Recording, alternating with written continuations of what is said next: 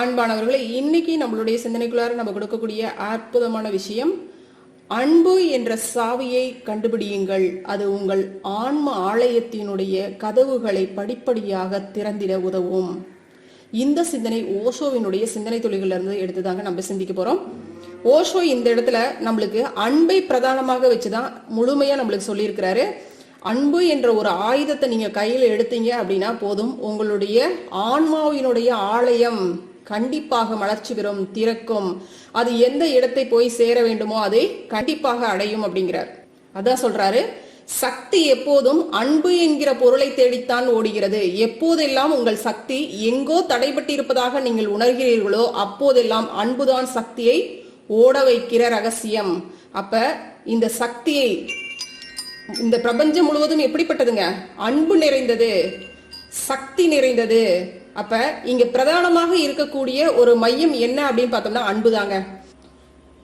அதனாலதான் இங்க ஓஷோ நம்மள அன்பை மட்டும் நீங்க வச்சிருந்தீங்க அப்படின்னா போதும், எல்லா பொருள்களின் மீதும் இங்க இருக்கக்கூடிய ஓரறிவு தாவரங்கள் முதல் 6 அறிவு மனிதன் வரை நீங்க ஒவ்வொரு பொருளிடமும் நீங்க அன்போடும் கருணையோடும் இருந்தீங்க அப்படின்னா உங்களிடமும் இந்த பிரபஞ்சத்திடம் எப்படி சக்தி இருக்கிறதோ, இந்த இறைத்தன்மையிடம் எப்படி சக்தி இருக்கிறதோ அது உங்களுக்குள்ளும் ஊடாடி பரவும் அப்படிங்கிறார். அதுதான் இங்க சொல்றாரு, சக்தி எப்போதும் அன்பு என்கிற பொருளை தேடித்தான் ஓடுகிறது. அப்ப உங்களிடம் அன்பு இருந்துச்சு அப்படின்னா அந்த சக்தி உங்களை நோக்கி வரும். இந்த பிரபஞ்சம் அப்படிங்கிறது எப்படிப்பட்டதுங்க? அன்பும் கருணையும் தூய்மையும் நிறைந்தது.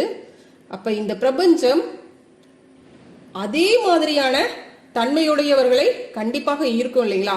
அப்ப நம்மளும் அதே தன்மையாக இருக்கும் பொழுது அது நம்மளை கண்டிப்பா ஈர்க்கும். அது நம் மீது கருணையோடு இருக்கும், அன்போடு இருக்கும். அப்ப இந்த தன்மைக்கு மிகப்பெரிய ஆதாரம் எது அப்படின்னு பார்த்தோம்னா, ஒத்தது ஒத்ததைத்தான் ஈர்க்கும் அப்படின்றோம். ஒரு குறிப்பிட்ட நண்பர்கள் வட்டாரம் இருக்கு அப்படின்னு வச்சுக்கோங்க. கண்டிப்பாக அவர்களுடைய குணாதிசயங்கள் எல்லாமே பார்த்தோம்னா ஓரளவுக்கு ஒற்றுமையா, அதே ஒத்து வரக்கூடியதா தான் இருக்கும். ஓரளவுக்கு ஒத்து வரக்கூடியதா தான் இருக்கும். ஏன்னா அவர்களால் மட்டும்தான் அவர்களோடு இணக்கமாக இருக்க முடியும். எந்த கேரக்டர்ல அவங்க இருக்கிறாங்களோ அதே மாதிரியான நபர்களைத்தான் அவர்களால இருக்க முடியும். அதுதான் விஷயம். இந்த இடத்துல நாம புரிஞ்சுக்க வேண்டிய விஷயம் என்ன அப்படின்னு பார்த்தோம்னா, நம்ம அன்போடும் கருணையோடும் இருந்தா கண்டிப்பாக அது பிரபஞ்சத்தின் தன்மை அப்படிங்கிறது நம்மளுக்கு புரியும். அப்ப இந்த பிரபஞ்சம் நம்மளை ஈர்க்கும். நம்ம பிரபஞ்சத்தை ஈர்க்கிறோமோ இல்லையோ, ஆனா கண்டிப்பாக இந்த இறைத்தன்மை கண்டிப்பா நம்மளை ஈர்த்துக்கும். அதுதான் விஷயம். அப்ப அன்பு அப்படிங்கிறது தான் இங்க பிரதானம் அப்படிங்கிறார் ஓஷோ. எப்போதெல்லாம் உங்கள் சக்தி எங்கோ தடைபட்டு இருப்பதாக நீங்கள் உணர்கிறீர்களோ அப்போதெல்லாம் அன்புதான் சக்தியை ஓட வைக்கிற ரகசியம். நம்ம டல்லாகி நம்ம கிட்ட ஒண்ணுமே இல்லை, பவர்லெஸ் அப்படிங்கிற ஒரு நிலையில் நம்ம இருக்கும் பொழுது அன்பு மட்டுமே நீங்க, அதனாலதான் இங்க எல்லாருமே என்ன சொல்றோம், அன்னதானம் பண்ணுங்க, மற்றவர்களுக்கு உதவுங்க. அந்த இடத்துல பிரதானமாக இருக்கக்கூடிய விஷயம் என்னதுங்க? அன்பு. சரிங்களா? அப்ப அந்த இடத்துல உங்களுடைய வாழ்க்கையில நல்லது நடக்கணும் அப்படின்னா இந்த மாதிரியான செயல்களை செய்யுங்க, உங்களுக்கு நல்லது நடக்கும் அப்படிங்கிறாங்க இல்லைங்களா? அப்ப அந்த இடத்துல மையமாக இருக்கக்கூடிய ஒரு விஷயம் என்னதுங்க? அன்பு அப்படிங்கிறது தான். அப்ப இந்த இடத்துல ஓஷோ என்ன சொல்றாருங்க? எப்போதெல்லாம் உங்கள் சக்தி எங்கோ தடைபட்டு இருப்பதாக நீங்கள் உணர்கிறீர்களோ, நீங்கள் வாழ்க்கையில் எங்கோ கஷ்டப்பட்டுக்கிட்டு இருக்கிறீங்க அப்படின்னு நினைக்கிறீங்களோ, எப்பயாவது அப்பெல்லாம் நீங்க அன்புதான் உங்கள் சக்தியை ஓட வைக்கிற ரகசியம் அப்படின்னு உணர்ந்துக்கப்பா. அன்பான ஒரு பொருளை தேர்ந்தெடு, எந்த பொருளாக வேண்டுமானாலும் இருக்கட்டும், அது ஒரு காரணம், அவ்வளவுதான் அப்படிங்கிறார். நீங்கள் ஒரு மரத்தை அன்போடு தொட்டா கூட அங்கிருந்து உங்களுக்கு சக்தி பாய துவங்கும். காரணம், எங்கெல்லாம் அன்பு இருக்கிறதோ சக்தி அதை நோக்கி பாயுங்கிறாருங்க. தண்ணீர் கீழ் நோக்கி பாயறது போல நீர் கடல் இருக்கிற பக்கத்தை தெரிந்து கொண்டு கடலின் எல்லையை நோக்கி நகர துவங்குவது போல உங்களிடம் அன்பு அப்படிங்கிற ஒரு விஷயம் இருந்துச்சு அப்படின்னா அந்த இடத்துல சக்தி கண்டிப்பாக உங்களை நோக்கி வர துவங்கும் அப்படிங்கிறார்.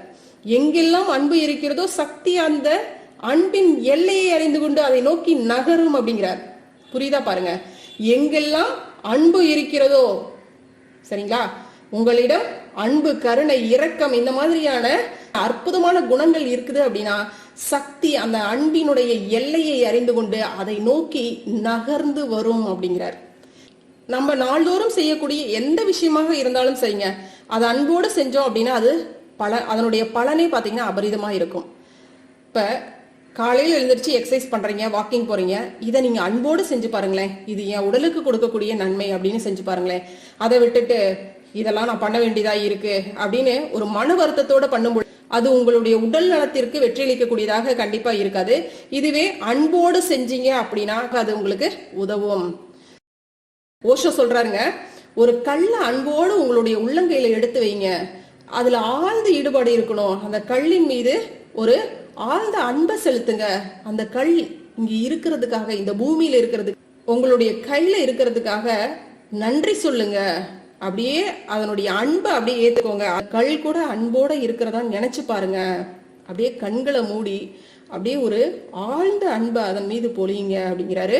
திடீரென்று உங்கள் நாடி துடிப்பதை பார்க்க முடியும் உங்களால. இந்த மாதிரி நீங்க செய்யும் பொழுது உங்களுடைய நாடி அப்படியே துடிக்கிறத உங்களால பார்க்க முடியும் அப்படிங்கிறாரு. என்ன காரணம் அப்படின்னு பார்த்தோம்னா சக்தி அதை நோக்கி நகர துவங்கும் அப்படிங்கிறாரு. பிறகு கொஞ்சம் கொஞ்சமாக உங்களுக்கு எந்த பொருளுமே தேவையில்லை. உண்மையில நீங்க யாரையும் விரும்புவதாக நினைத்தாலே ஒரு சக்தி உங்களுக்குள்ளார வரும். பிறகு அந்த யோசனையை கூட தூக்கி போட்டுடலாம். அன்பு கணிந்து இருங்கள், சக்தி உங்களுக்குள்ளார ஓடிட்டே இருக்கும் அப்படிங்கிறார். ஓஷோவினுடைய இந்த புக்கை நான் படிக்கிறதுக்கு முன்னாடியே வேதாத்ரி மகரிஷி அன்பும் கருணையும் அப்படின்னு பத்தி நிறைய பேசியிருக்கிறாரு.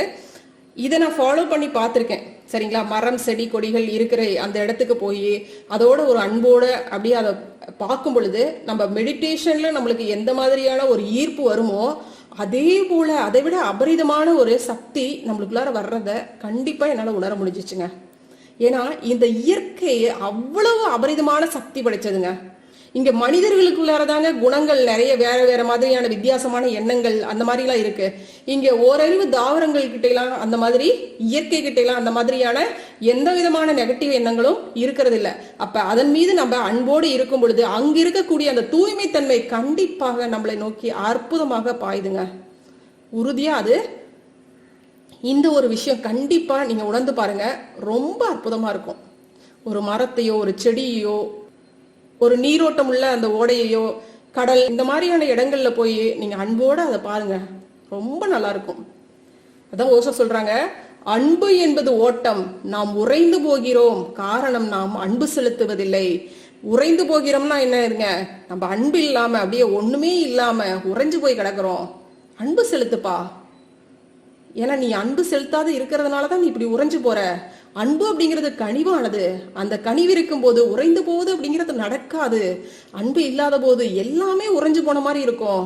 உங்கள் சக்தி மிகவும் பலவீனமாக இருக்கும். அதனால ஒரு முக்கியமான விஷயத்தை நினைவுல வச்சுக்கோங்கப்பா.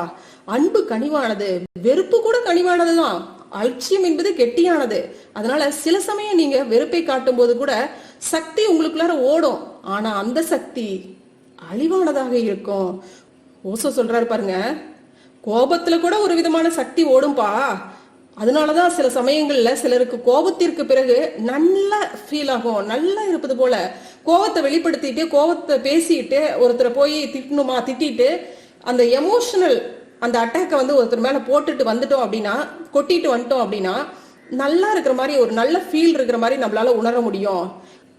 ஏதோ ஒண்ணு தீத்துட்டு வந்துட்டோம், நம்ம கிட்ட இருந்து தூக்கி எறிஞ்சிட்டு வந்துட்டோம் அப்படிங்கிற மாதிரியான ஒரு ஃபீல் இருக்கும். ஆனா ஓசோ சொல்றாருங்க, அது அழிவு பூர்வமானது. அதுவே அன்பு பூர்வமாக வெளியாகி இருந்துச்சு அப்படின்னா அதுவே ஆக்கப்பூர்வமாக இருந்திருக்கும்லப்பா. ஆனா எப்படியும் ஒண்ணு சக்தி வெளிப்படுறது நல்லதுதான். நீ கோவத்தை உள்ளுக்குள்ளாரே வச்சு நீ ரொம்ப கொந்தளிச்சு போய் ஒரு மன வியாதியாக உள்ளுக்குள்ளார கொண்டு வர்றதுக்கு பதிலா, மனசுக்குள்ளாரே போட்டு குமுறிக்கிட்டு இருக்கிறதுக்கு பதிலா நீ அதை வெளியில கொட்டிட்டு வந்துட்ட, ஓகே, நாட் பேட். பட் என்ன சொல்றாருங்க, ஆனா அது அழிவுபூர்வமான விஷயம், மற்றவர்களுக்கு அது காயத்தை ஏற்படுத்தும் அல்லவா. இதுவே நீ அன்போடு உன்னுடைய தாக்கத்தை வெளிப்படுத்தி இருந்தே அப்படின்னா அது ஆக்கப்பூர்வமானதாக இருந்திருக்கும். ஒன்னும் பிரச்சனை இல்ல. எப்படியோ ஒண்ணு ரெண்டு விஷயங்கள் நடந்திருக்கு, கோபமோ அன்போ, ஆனா சக்தி வெளிப்படுத்திட்ட, நல்லதுதான். இனிமே நீ கொஞ்சம் விழிப்புணர்வோட இருந்து அன்பை மட்டுமே வெளிப்படுத்துவதற்கு கொஞ்சம் கவனமாக இரு அப்படிங்கிறார். நீங்க அலட்சியமாக இருந்தால் எதுவுமே இங்க நகராது. அதனால உங்களை உருக்கி கனிவாக்கும் எதுவுமே இங்க நல்லதுதான்ப்பா. நீங்க உங்களுடைய உடம்ப பிடிச்சு அழுத்தி செய்யக்கூடிய அந்த மசாஜ் வேலை செய்வதை விட உங்களுடைய அன்பு தான்ப்பா அங்க முக்கியம். நீங்க உங்க உடம்புக்கு மசாஜ் பண்ணிக்கிறீங்க, இல்ல எக்ஸசைஸ் பண்றீங்க, இந்த மாதிரியான வேலைகளை உங்களுடைய உடம்புக்கு செய்யறீங்க. ஆனா அப்படி செய்யறதை விட அதன் மீது நீங்க அன்பை பொழிவதுதான் மிகச்சிறந்தது அப்படிங்கிறார். அதுதான்ப்பா ரொம்ப ரொம்ப இங்க முக்கியம் அப்படிங்கிறார். இந்த மாதிரி உங்க உடம்புக்கு மசாஜ் பண்றீங்க இல்லைங்களா, உங்க உடம்ப அப்படியே தடவி கொடுக்குறீங்க, அழுத்தி பிடிக்கிறீங்க, இந்த மாதிரிலாம் செய்யறீங்க இல்லையா, இதே மாதிரி ஒரு கல்லை வச்சுக்கிட்டு முயற்சி செஞ்சு பாருங்க. அந்த கல்லை தடவி கொடுங்கப்பா, என்ன நடக்குதுன்னு பாருங்களேன் அப்படிங்கிறாரு. அன்பை பொழிந்து கொண்டே இருங்க அப்படிங்கிறாரு. அதே போல ஒரு மரத்தை முயற்சி செஞ்சு பாருங்க. ஏதோ நடக்கிறது என்பதை உணரும் போது மௌனமாக அமர்ந்து அப்படியே முயற்சி செஞ்சு பாருங்க. நீங்க நேசிக்கிற யாரையாவதோ அல்லது எதையாவதோ நினைச்சுக்கோங்க. அந்த இடத்துல ஒரு மனிதன், ஒரு பெண், ஒரு குழந்தை அல்லது ஒரு மலர் நினைவில் வச்சுக்கோங்க. அந்த மலர் என்பது ஒரு யோசனை தான்ப்பா, வேற ஒண்ணுமே இல்ல. திடீர்னு உங்களுக்குள்ளார ஒரு சக்தி ஓடுறத உங்களால உணர முடியும். முதல்ல ஆரம்ப நிலையில என்ன சொல்றாரு அப்படின்னு பார்த்தோம்னா, அதை ஒரிஜினலா காட்சியில நீங்க பாருங்க அப்படிங்கிறாரு. அடுத்ததான் என்ன சொல்றாரு, அதாவது செகண்ட் அந்த நிலையை கடந்து நம்ம அடுத்த கட்டத்துக்கு வரும்பொழுது என்ன சொல்றாரு அப்படின்னு பார்த்தோம்னா, அதாவது கொஞ்ச நாள் இதே மாதிரி பழகிட்டு அடுத்தது அதே பொருளை நீங்க கற்பனையா பண்ணி பாருங்க அப்படிங்கிறார். சரிங்களா, ஒரு கற்பனையா பண்ணி பாருங்க. அந்த கற்பனை கூட, அந்த கற்பனையில அப்படியே அந்த மலரின் மீதோ இல்ல மரத்தின் மீதோ ஒரு கல்லின் மீதோ அது உங்களுடைய கைகளில் இருக்கிற மாதிரி இல்ல ஒரு நிலத்தின் மீது இருக்கிற மாதிரி, அந்த மாதிரி நீங்க அப்படியே உங்களுடைய கற்பனையில காட்சிப்படுத்துங்க. அதன் மீது நீங்க அன்பா இருக்கிற மாதிரி பண்ணுங்க அப்படிங்கிறார். இது ரெண்டாவது, அதாவது அதுக்கு அடுத்த கட்டத்தை சொல்றாரு.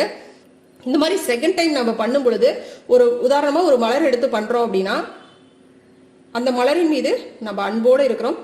இது இந்த பூமியில வந்திருக்கு, அதனுடைய வண்ணங்கள் எப்படி இருக்கு, அதனுடைய வாசனை தன்மை எப்படி இருக்கு அப்படிங்கறதெல்லாம் நினைச்சு ரொம்ப சந்தோஷமா அதன் மீது அன்பை பொழிகின்றோம். அது எந்த அளவுக்கு பயன்பாடு உடையதாக இருக்கு அப்படிங்கிறதுக்கெல்லாம் நம்ம நன்றியுணர்வோடு அதுக்கு அன்பு தெரிவிக்கிறோம்.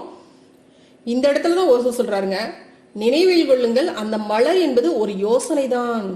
திடீரென்று ஒரு சக்தி உங்களுக்குள் ஓடுவதை உணர்வீர்கள். இந்த மாதிரி நீங்க அன்போடு, கருணையோடு, நன்றி உணர்வோடு உங்களுடைய எண்ணங்களை நீங்க அப்படியே கொண்டு வரும்பொழுது உங்களுக்குள்ளார ஒரு சக்தி ஓடுறத உங்களால உணர முடியும்பா அப்படிங்கிறாரு. பிறகு அந்த யோசனையை தூக்கி போட்டுருங்க. இந்த மாதிரி கற்பனை பண்ணிட்டு இருக்கிறீங்க இல்லையா, இந்த யோசனையை கூட நீங்க தூக்கி போட்டுருங்க. மூன்றாவது கட்டமா சொல்றாருங்க. இதுல கொஞ்ச நாள் பழகிட்டு அதுக்கப்புறம் மூன்றாவது ஸ்டேஜ்ல சொல்றாரு, அந்த யோசனையை கூட தூக்கி போட்டுருங்க. ஒரு நாள் சாதாரணமாக மௌனமாக அமர்ந்து அன்போடு இருங்க. எது குறித்தோ அல்லது யாரையோ குறிப்பிடும்படியாக இல்லப்பா. அந்த அன்பான மனநிலையில் மௌனமாக அமர்ந்திருக்கும் போது அந்த அன்போடு ஒரு சக்தி ஓடுவதை உணர்வீர்கள். பிறகு உங்களுக்கு எது சாவி அப்படிங்கிறது தெரிஞ்சு போயிரும். அன்புதான்ப்பா சாவி, அன்புதான்ப்பா அந்த ஓட்டம் அப்படிங்கிறது தெள்ள தெளிவாக உங்களுக்கு புரிய வரும் அப்படிங்கிறாருங்க. அப்ப இங்க பிரதானமாக இருக்கக்கூடிய ஒரு விஷயம் என்னதுங்க, அன்பு அப்படிங்கிறது தாங்க. இந்த இடத்துல ஒரு விஷயத்த நல்லா புரிஞ்சுக்கணுங்க, அன்பு அப்படிங்கிறது வலுக்கட்டாயமாக வரக்கூடாது. அது உங்களுக்குள் ஊற்றெடுக்க வேண்டும், அது நமக்குள் ஊற்றெடுக்க வேண்டும். அது நமக்குள்ளார ஒரு இயல்பான நிலையில நம்மளுக்கு வர வேண்டும். எப்போதும் விழிப்பு நிலையோடு கவனமாக இருந்து அன்பை நம்ம கொண்டுட்டு வரணும் அப்படிங்கிறதுலாம் அவசியம் இல்லை. அது நம்மளுடைய குணங்களில், நம்மளுடைய வாழ்க்கையில் மிக முக்கியமான அம்சங்களில் ஒன்றாக மாறி போக வேண்டும். அப்பதாங்க நம்மளுக்குள்ளார இருக்கக்கூடிய அந்த ஆன்ம ரகசியம் எது அப்படிங்கிறது வெளிப்படும். இப்ப இந்த மாதிரியான ஒரு அன்பு, இந்த மாதிரியான ஒரு தூய்மைத்தன்மை நம்மளுக்கு கிடைக்கணும் அப்படின்னா கொஞ்சம் கொஞ்சம் நம்ம தியானத்திலையும் நம்ம ஆழ்ந்து போயிட்டோம் அப்படின்னா நிச்சயமாக இதுவும் சேர்ந்து நம்மளுக்கு கை கொடுக்கும். சரிங்களா, ஆண்டாள் பாசுரத்துல சொல்லியிருப்பாங்க இல்லைங்களா, தூயோமாய் வந்து நாம் தூமல தூவி தொழுது வாயினால் பாடி மனதினால் சிந்திக்க போய பிழையும் புகுதருவான் நின்றனவும் தீயினில் தூசாகும் செப்பேலோ எம்பாவாய். இப்ப இதுல இருந்து நம்ம என்ன தெரிஞ்சுக்கிறோங்க, அகத்தவத்தாலும் அறநெறியாலும் மனிதன் மன தூய்மையும் வினை தூய்மையும் கண்டிப்பாக பெற முடியும். இப்ப அகத்தவம் அறம்னா என்னன்னு தெரிஞ்சுக்கிறதுக்கு திருக்குறள் ஒண்ணு போதுங்களே. அற்புதமாக திருக்குறள்ல எத்தனை விஷயங்கள், திருவள்ளுவர் நம்மளுக்கு எப்படிப்பட்ட விஷயங்களை அறம்னா என்னன்னு அழகழகா உணர்த்தியிருப்பாரு. இந்த அறத்துக்குள்ளார தானங்க அற்புதமான விஷயங்கள் அடங்கியிருக்கு. அன்பு, கருணை, இரக்கம், ஒழுக்கம், நற்குணங்கள் அனைத்துமே இது ஒரே வார்த்தை அறம் அப்படிங்கிற ஒரே வார்த்தையில உள்ளடக்கமாக வந்துருது இல்லைங்களா. அதனாலதான் நம்ம அகத்தவத்தையும் இந்த அறத்தையும் நம்ம கடைபிடிச்சோம் அப்படின்னா இந்த ஆன்மா எதற்காக இந்த பூமியில் பிறப்பெடுத்ததோ அதற்கான ரகசியம் உங்களுக்கு வெளிப்படும் அப்படின்னு ஓஷோ இங்க அற்புதமாக நம்மளுக்கு தெளிவுபடுத்திட்டாருங்க. இப்படிப்பட்ட ஒரு வாழ்க்கை பயணத்தை நம்ம தொடர்ந்து கொண்டு போயிட்டே இருந்தோம் அப்படின்னா கண்டிப்பாக இந்த பயணம் நம்மளுக்கு மட்டும் இல்ல, நம்மளுடைய எதிர்கால சந்ததிகளுக்கும் ஒரு நற்பயணமாக கண்டிப்பாக அமையும் அப்படிங்கறதுல எந்த விதமான ஐயமும் இல்லைங்க. வாழ்க வளமுடன். நன்றி. அருட்பேராற்றலின் அன்பு கருணையினால் நாம் அனைவரும் நல்ல உடல் நலம், நீல ஆயுள், நிறை செல்வம், உயர்ப்புகள், மெய் ஞானத்தோடு நல்லதொரு வாழ்க்கையை நலமுடனும் வளமுடனும் வாழ்வோம். வாழ்க வளமுடன்.